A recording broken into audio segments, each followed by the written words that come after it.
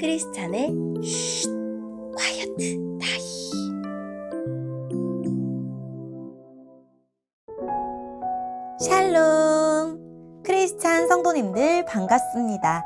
오늘의 본문은 사무엘하 21장 15절부터 22절까지의 말씀입니다. 본문의 제목은 다윗과 같은 다윗의 용사들입니다. 본문을 읽기 전에 어떤 내용인지 요약본을 먼저 읽어드릴게요. 다윗과 함께 블레셋의 거인을 물리친 4명의 장수가 소개됩니다. 하나님은 신실한 다윗 곁에 충성스럽고 용맹한 용사들을 보내셔서 블레셋을 물리치게 하셨습니다. 오늘의 본문 15절입니다.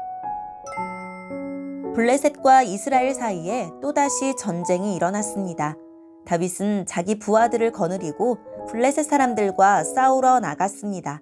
그러나 다윗은 지치고 약해졌습니다. 거인의 아들 중에 이스비브놉이라는 사람이 있었습니다. 이스비브놉은 놋 쇠창의 무게가 300세겔 가까이 나갔습니다.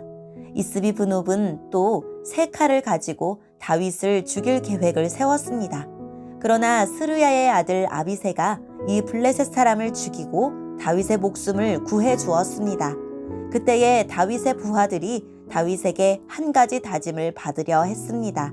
그들이 말했습니다. 다시는 우리와 함께 싸움터에 나오지 마십시오. 만약 왕이 돌아가시면 이스라엘의 등불이 꺼지는 것과 같습니다.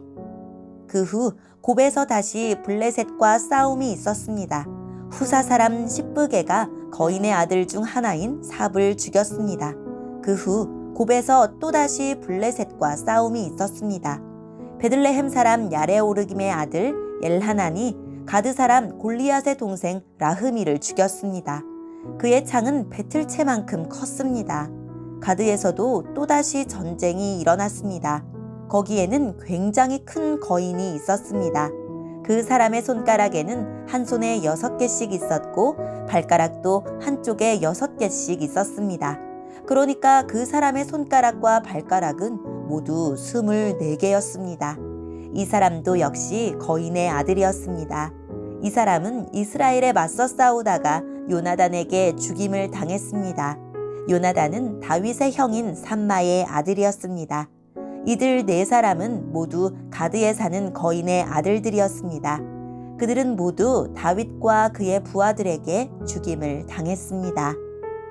아멘. 오늘의 본문을 통해 이해할 수 있는 부분은 무엇일까요?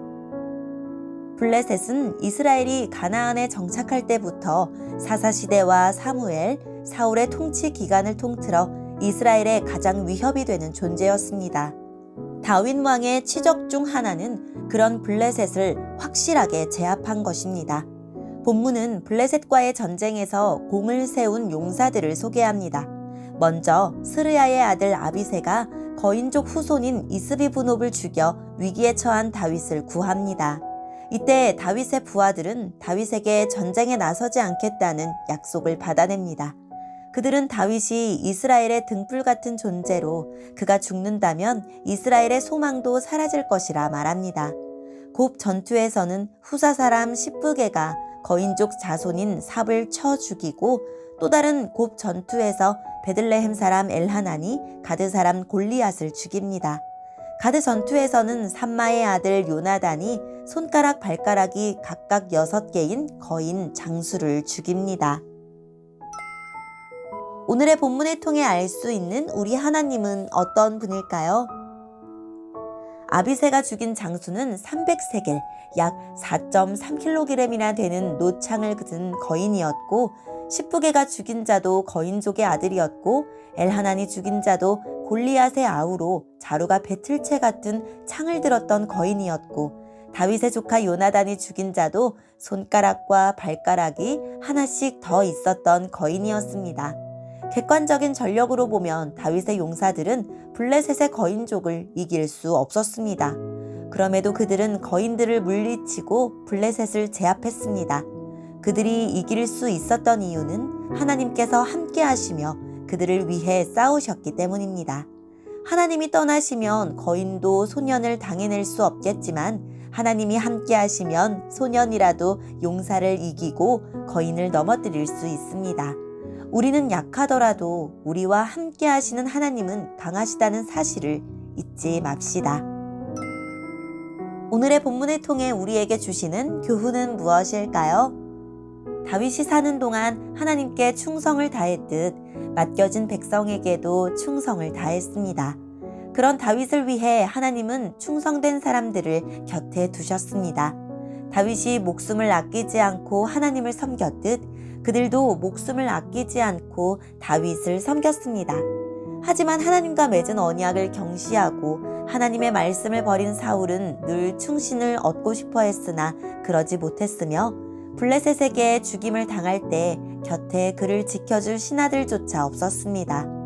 사람을 얻는 길은 하나님께 충성하는 것, 하나님이 맡기신 사명에 충성하는 것입니다. 그러면 하나님이 신실하고 신의가 두터운 동역자를 보내주실 것입니다. 다윗은 뒤에 서서 병사들에게 명령만 하는 왕이 아니었습니다. 전쟁터에서 앞서 싸우는 왕이었습니다. 피곤하고 지쳐 능히 전쟁을 치를 수 없을 때까지 전쟁에 나아가 싸웠던 다윗의 모습은 많은 사람에게 귀감이 되었을 것입니다. 그래서 아비새가 다윗을 이스라엘의 등불이라 불렀을 것입니다. 아무리 뛰어나고 강한 사람이라도 지치고 약해질 때가 있습니다. 다윗이 지치고 약했을 때 아비새가 자신의 목숨을 걸고 싸움터에 나가 다윗을 구해주었습니다. 이처럼 믿음은 개인전이 아니라 단체전입니다. 내가 지치고 약할 때 나와 함께 해줄 사람이 있습니까?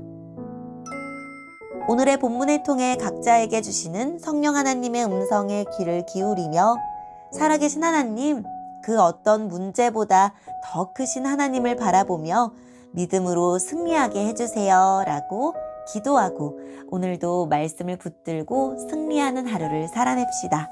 여기까지 크리스찬의 쉿, 콰이어트 타임 이었습니다.